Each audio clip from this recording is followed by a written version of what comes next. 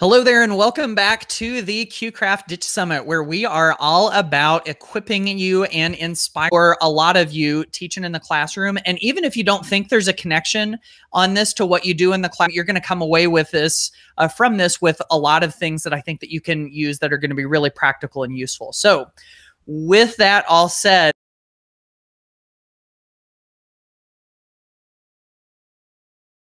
my current day job, I am an academic innovation specialist here at the Santa Clara County Office of Education. Pretty much my day job is to provide professional learning experiences for the wonderful teachers in our region. So that means wonderful folks like yourself. Really quick, 25 plus years in education. My focus has always been working with English language learners, and for the past 25 years of how do we enhance the teaching and learning of our teachers and students, especially with the blended of technology used in the classroom. I always start off every session of mine is, do you have any English language learners? And I always look for those people who do not raise their hand. I'm like, ladies and gentlemen, more than likely you have English language learners in your classroom. They're just hiding, right? Because 1 in 4 are foreign born here in the state of California. As far as our population in the US, we have, I believe the numbers are now 1 in 10 are English language learners in our classrooms throughout our wonderful nation. So with that in mind, I went to school with, to get my BCLAD, right? My bilingual cross-cultural language and development and acquisition.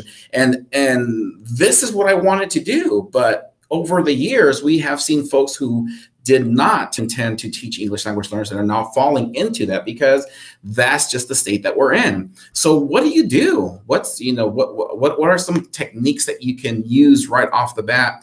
And it's something that I never thought about before, but I started doing this session about, 8 years ago. And I tell this to many people, it was my sure way of getting into conferences. And sometimes I had to pay to my way into conferences. So that would be my way in of not paying registration. So I would just pay for travel. And the session was these are do's and don'ts for mainstream educators with English language learners.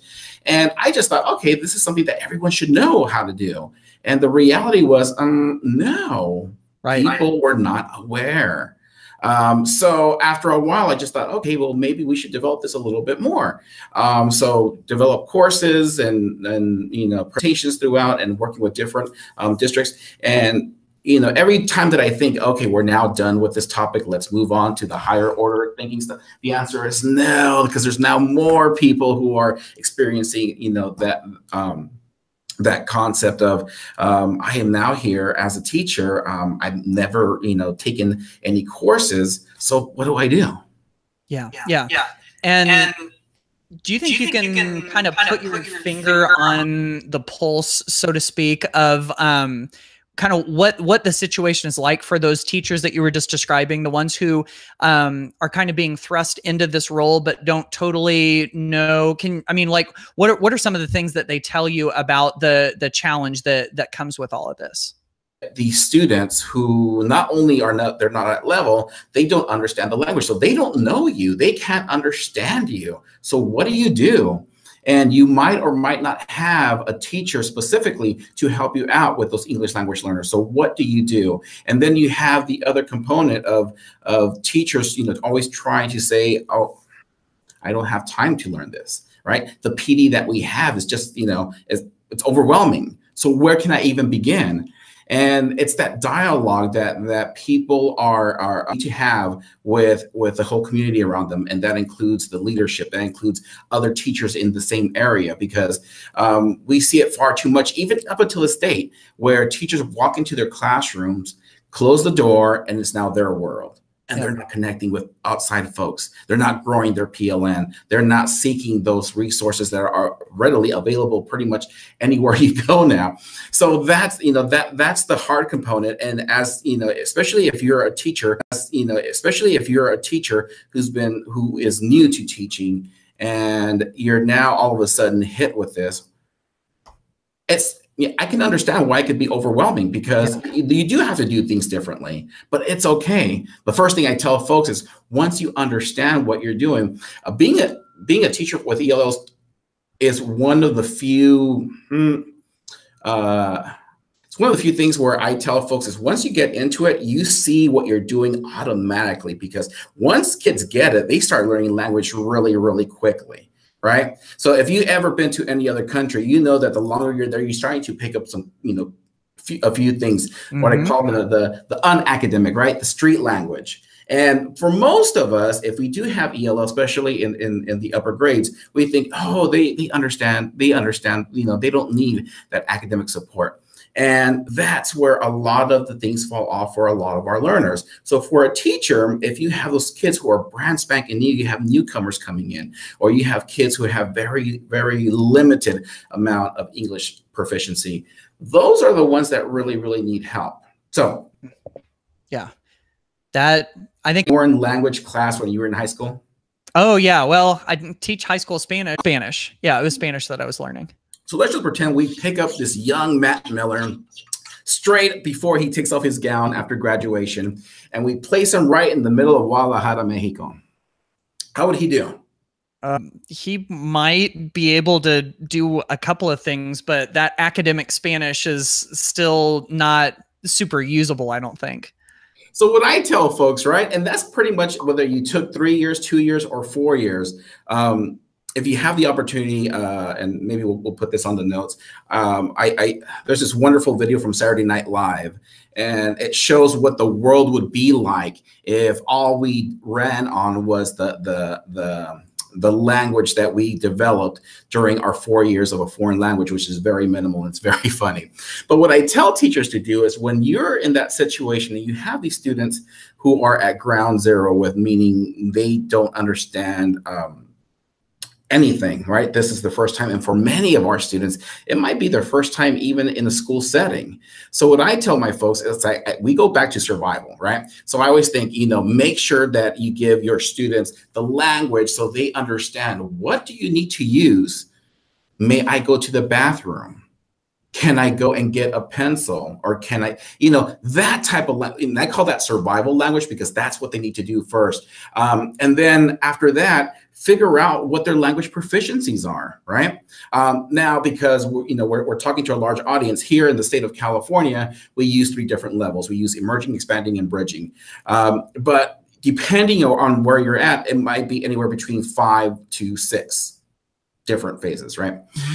So from there, I then start telling folks, well, before they leave, make sure that they understand how to survive just in your school, just in your classroom. So I start off with the classroom first. What are the things that you need to ask for? What are the things you need to do? And then what are the other language frames? What are the other vocabulary they need in order to function in regular day living?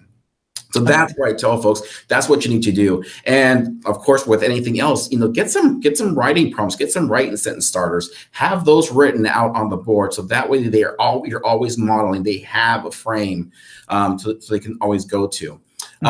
Depending on what level. But let's just say you and I, right? You and I were communicating back and forth here. Now I'm looking at your setting and I'm like, wow, this guy, is amazing, right? I'm seeing books behind you. So, by looking at you, even if I didn't understand you, right? By looking at what's behind you, by looking at your environment, I can get some certain clues. Now, in the room that I'm in, you get no idea if you don't understand me of what's going on. That's true.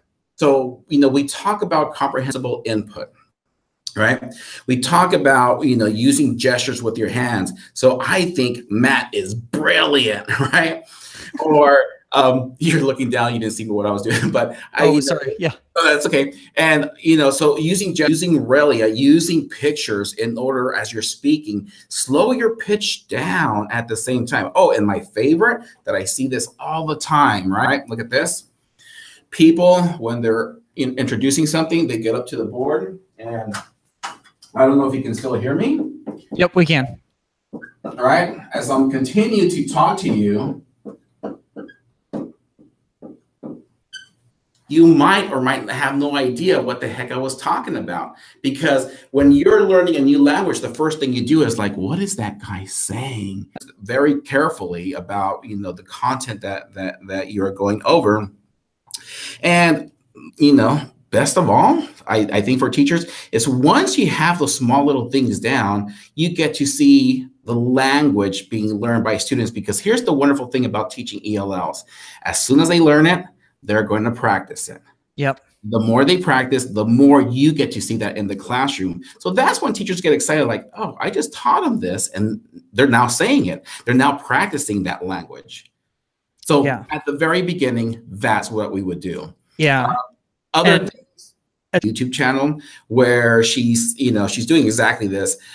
She speaks in a different language, and you're just staring at the screen. You're like, I have no idea what she's saying. And then all of a sudden she does this comprehensible input where she's using Aurelia. She's using, she's slowing her speech and using gestures. And then all of a sudden she's still speaking in that different language, but now you understand about 80% of what she's talking about. And it's something that you can, go ahead and experience really quickly as well. But as you go on, I always make sure that my students have a notebook, a vocabulary notebook. And whether there are, whether they can translate that to their language, whether they can, do a sketch about the words that we talked about today.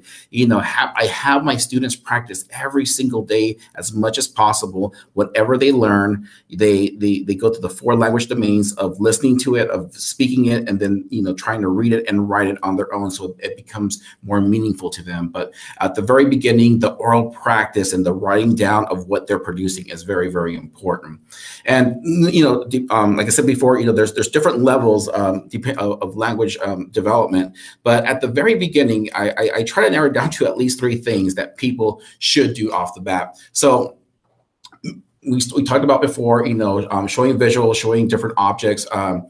At the same time is using small groups, right? Using small groups. So think, pair, share is a great one. But I go out even further than that. I allow my students a little bit of time to write down their response before they connect with another student.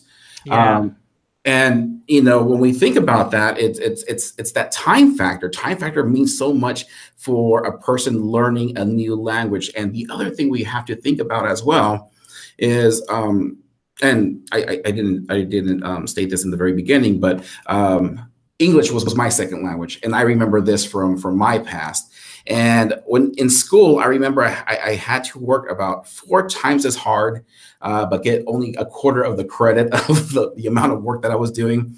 And I had some teachers who would really separate, okay, he's learning language, but at the same time, he's trying to learn this different content. Yeah. And I always told myself, okay, wait time is great. And I never understood that when I first started as a teacher, but I'll give you a great example, right? If you have little kids, you've all seen Dora the Explorer, right? So that wonderful part in all kids programming where they say, "Hola amigos, ¿qué es esto?" Right? Un teléfono? But you see, it, but most people, if you give more than 3 seconds on anything like this, people were probably already clicking on the computer like, what is he doing? Right. Did he go off again? But just even giving wait time, right? Wait time. This is great. But you're the tech profe. How does, tech connect to this? And I go, well, when I first started, with English language learners, I thought about strategies. I thought about, what are how can I enhance what I'm doing in the classroom? So with technology, I break it down to technology helps develop understanding, because you can use visuals, you can use audio, you can use visual. It helps stimulate creativity because it allows the students to showcase what they know in more than one way. And then, of course, the third one is to foster collaboration, because they can work with other students who may or may not, learn that language. But just even that, at first mode as a teacher, it gives me the opportunity for my students to show me what they know in different ways. Because when I think about the cultural side as well, many English language learners come from a different country where some of the cues that you and I use on a daily basis is not natural for them. So I'm going to give you an example. In the law of Latino communities, when you ask, can you write a sentence down for me on X, Y, and Z? So as a kid, I remember that it was very hard for me to put that pencil on that paper, because what you're telling me to do is you're telling me to commit. and I'm not ready to commit because I don't understand. Okay. And, most people say, well, Martin, you have an eraser at the end. I'm like, yeah, you don't understand. If I bring that paper home and my parents see that there's erase marks, that means that I'm not understanding what's going on in school. So culturally, it was a big deal for me. It was a huge deal for me. And when I became a teacher, I was really aware of that. So what did I do? I took the paper away and I brought in whiteboards. Well, when I first started teaching, it was chalkboards, but it became whiteboards, right? So when I think about this now and I think about, well, how can we enhance that with technology? So I think about, well, there are a few tools that, work similar, like a whiteboard. So the first thing I think about is, there's a variety, but one that I currently use is ELL app, right? So I'll give you a great example with ELL app. I might be teaching fractions at the moment. So with that, I might, what I do, I'll open up an ELL app, I'll open up a board, and I'll draw the number 3 4s on there. And then I give that link out to different groups, or I have different boards for different groups in my classroom. And what I see, I then ask them, can you draw me a graphic representation of what this means?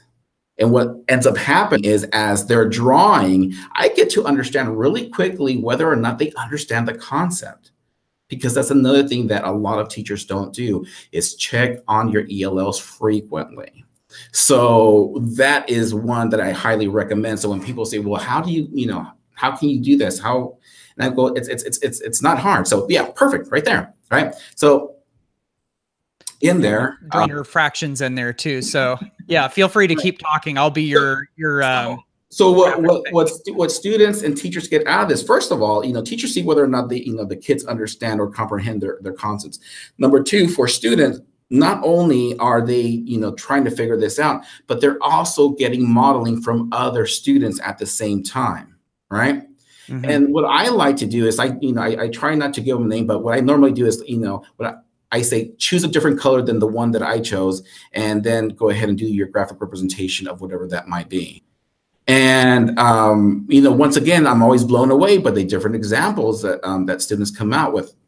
But at the very beginning is, they do a lot of sketching in my classroom, because that's one way they can communicate with everyone else. Mm-hmm. Yeah. Yeah, absolutely. Here, I'm trying to draw a pizza here. And so that's the different color, right? You just said draw in a different color than I did. And then so now we've got something else that's an example of, yeah, it's not pretty, but it's there. Okay. What's the other component as well, because I see this quite a bit, is the repeating of the same question or the same instructions, just either louder. Oh, right? Louder, yeah. Yeah.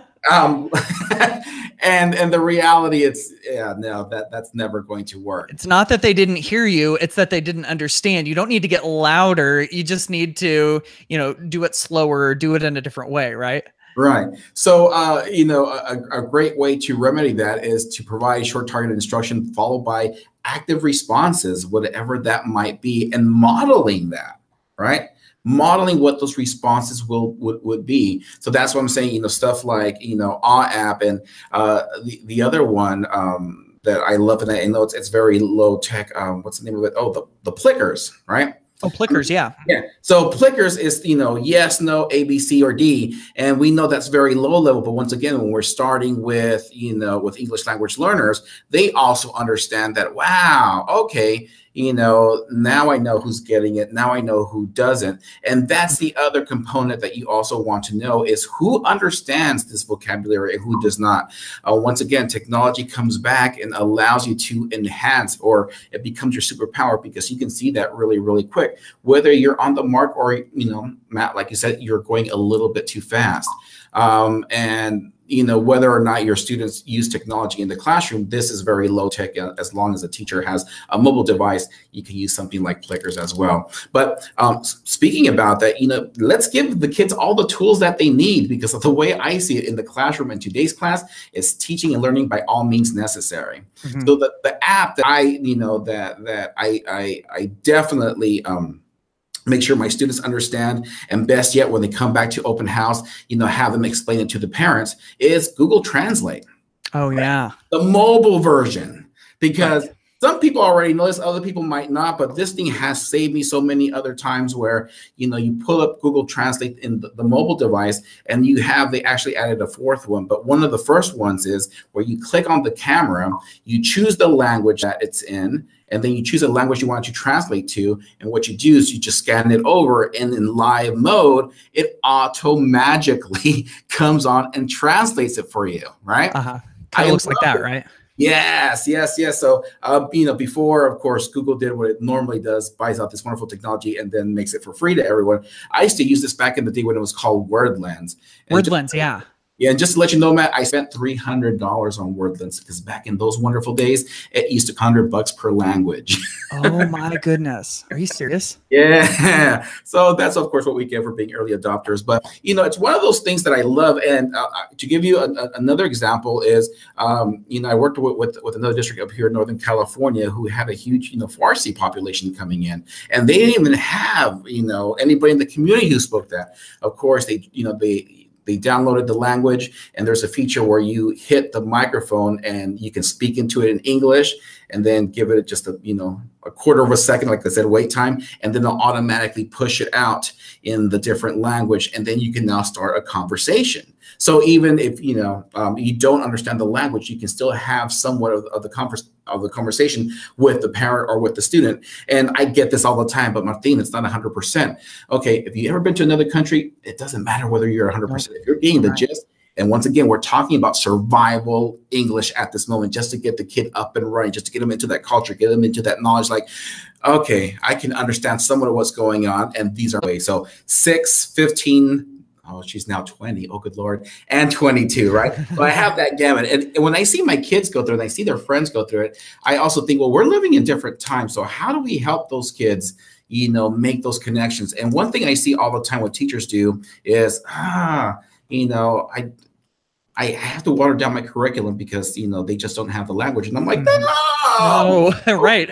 No, don't do it. So, you know, a few things that I think about is, you know, first and foremost, we're at a time and age where all teachers are ELL teachers now.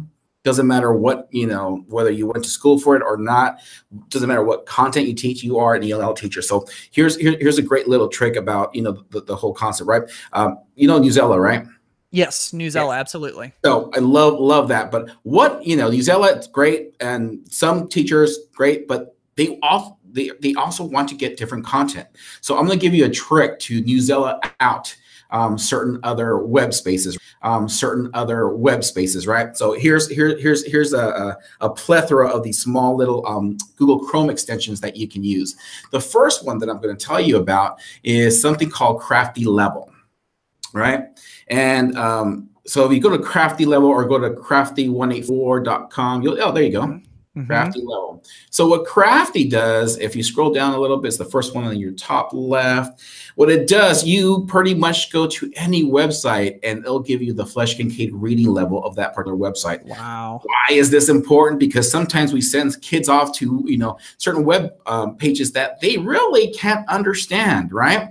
So you have an idea, and then I get the second question, well, Martin, well, most of the content is pretty high level. So how am I going to be able to get my students and differentiate, you know, this type of stuff for them? So here comes the second one that I recommend people to use. So the next extension, Chrome extension is TLDR Chrome extension. And what I love about TLDR is it automatically uses this algorithm to chunk that information for you. So it's not going to water it down. What it does, it chunks the information. So depending on your student's reading level, you can now go ahead and grab, you know, whatever content you find online, and by using Crafty Level, whether it's high or low, you can now modify that. And personally, I still use this as well because, you know, I'm always trying to get the latest research on the variety of different things that we're working on here. But this, as an adult ELL learner myself, it saves me so much time, right? Mm-hmm. So, yeah.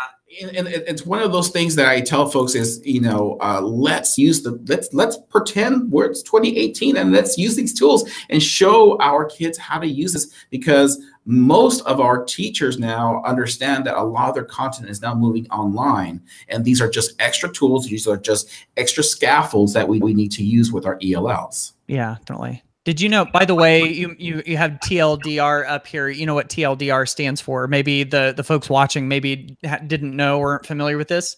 TLDR is too long, didn't read. See, I used to think something completely different there, Matt. Oh, really? Yeah. I used to think it used to be called too lazy didn't read, and it was just a shortcut for you. Oh, okay. I could totally see that too. So yeah. It's a little different than what they have on there. But you know, these are. I'm trying to remember. There was another one that rewind. I first learned about how to do that summary thing. Because I know it's built into Macs. So if you have a Mac, that's automatically built in. So whatever content you have, whether you have a PDF or a book, it can automatically shrink that information into that wonderful bite size. And the other one that I use is called Summary, smmry.com. And that allows you to change the level of how you want it to be chunked. Yeah, so there you go. So that's another one that I highly recommend for folks. How does this one work again? So yeah, go ahead. So with this one, down at the bottom, you can grab the URL from anywhere, paste it at the bottom. They'll automatically summarize it for you, just like TLDR does. I know they also have I don't know how I got my extension or my little applet on my computer, but they also show you a way in which you can be on any website and automatically will condense it for you. Okay, so I'm going to take a blog from my website and let's see how it summarizes it. Okay, so it says this is a 7-sentence summary of this website. And so now, what are these? Yeah, go ahead. So what it does, it uses certain words that it sees throughout over and over again. And I can't remember the full, but they have a full explanation of how it condenses it. But it's the same type of format that the other ones use as well. And if you look at the bottom, it also gives you that ability to modify your settings of how much you want it to be reduced by. So there you go. That's cool. Practice. How can we get kids to practice? So the first thing I think about is kids don't have enough time to practice their oral proficiency, right? Their oral things. And I tell folks this wonderful story. When I first learned, when I first started to learn how to read in English. Still remember, Mrs. Bright, you're out there. Love you for this wonderful thing. So you remember this, Matt? Back in those days, you had that little the little tape recorder, and you had the little headset that went on, and then she would put in that little wonderful tape. We would hit play, and then we would read. And then, of course, 2 weeks later, she goes, "Okay, Martin, go back there with the rest of your group. And this time, I want you to hit, of course, the red button." And we're like, "Oh, we get to hit the red button. Finally. It records." And we have to remember, I'm going to date myself now. It was back in 1977. This was a really good year, folks, right? So back in those days, right, you didn't have stuff like this roaming around. So we had no clue as kids how we sounded, what we looked like. We weren't taking selfies or video, because back in those days, if you decided to take a picture, that was going to cost you a flash, buddy. So right, yeah, that's true. Oh my goodness, and kids don't get that these days. Right, they're like, what? They could snap, hold a button, take 180 pictures, in less than 3 seconds. So, anyways, I remember listening to myself for the very first time, and I remember putting those cans on, and thinking, and I remember crying, Matt. I remember crying in first grade and saying, "Mrs. Bright, someone went in there and erased my work." And she's all, "Why?" "Because there's this kid in there who has a hard accent and I don't understand him." So I gotta tell you, this little Martine. Because back in those days, I thought me and the Hoff were like this, right? And if you guys don't understand who the Hoff was, and not for you young ones, not the guy who went out and saved people in the beach. No. I'm talking about the first guy who had Siri installed in his car. I'm talking about Knight Rider back in those days, right? So I would watch TV, and a lot of my language I picked up from watching television. I'm like, oh, that's how you say it. I thought my fluency was great until I heard myself, right? And that was my big aha. So with students, I became very shy after that. right? So, you know, I tell this wonderful story that I learned how to read, or I learned how to pronounce certain words because I have 4 older sisters. I'm Mexicano, right? So what does that mean if you're Mexicano, you have 4 older sisters and you're the only guy? That means you don't get to use the restroom for about 16 years. And number 2, there's a lot of mirrors in the home. So the way I learned how to read, I used to get to the nearest, you know, mirror, whatever I had my book here. And as I'm reading, right, I'm hearing the echo go. So I learned how to slow my pitch. I learned how to, you know, I learned how to pronounce my words a lot better. But with today, we have wonderful tools, Matt. And one of the ones I've been using for such a long time is called Blabberize, blabberize.com. Now, if you can, I don't know if you were able to pull that up, but what I love about Blabberize is the things with English language learners, they don't like hearing themselves, but with Blabberize, you can upload a picture and then make the mouth move by them talking, right? So I love this idea. And what we would do is, you know, with my students, they would either sketch it out, you know, they would take a picture from, you know, from whatever book we're reading, they upload it, and then we would play out certain scenes. For a lot of them, it was just a great way for them to practice, you know, their oralcy and their pitch and their intonation. And what's interesting, and Matt, you probably understand this about using technology with students, is if they're just doing it for you, their level and their interest is going to be very minimal. They're going to understand how hard they have to work for Mr. Cisneros after they met him for 2 weeks.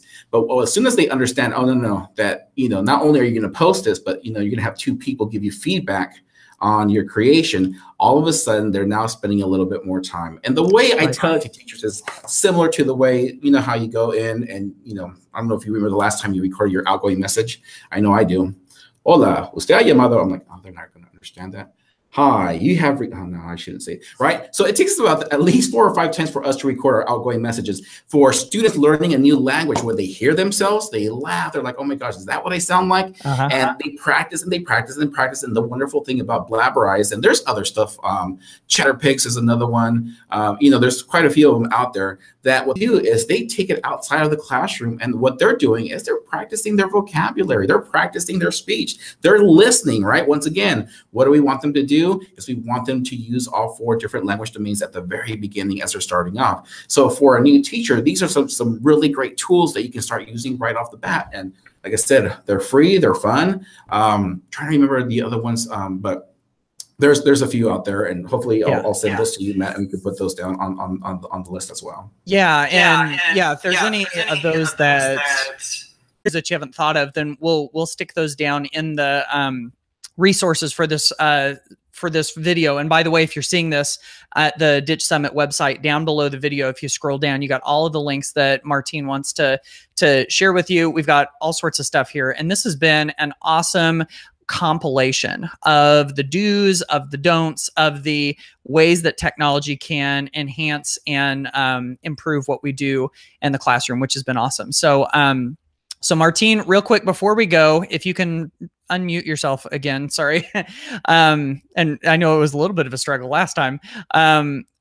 If people see this and they've got questions for you, or if there's you know, anything else that they want to do, if they just want to kind of follow what it is that you do, where's the best place for people to find you?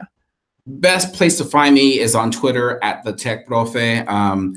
My website, thetechprofe.com, or you can come and visit me here at the County Office of Education at innovation.seccoe.org to maybe take a class or two. We have micro-credentials that we're doing, and I'm just, hopefully by the time this comes out, you know, we'll have a series of digital badging on the do's and don'ts for ELLs for mainstream teachers. Nice. I love that. That's awesome. All right. This has been amazing. Thank you so much for sharing your time, Martine. We really appreciate having you. All right. Thank you so much. Sponsored by Adobe and Adobe Spark. If you haven't checked out Adobe Spark, it is a great way to get our students creating and doing some really neat digital things.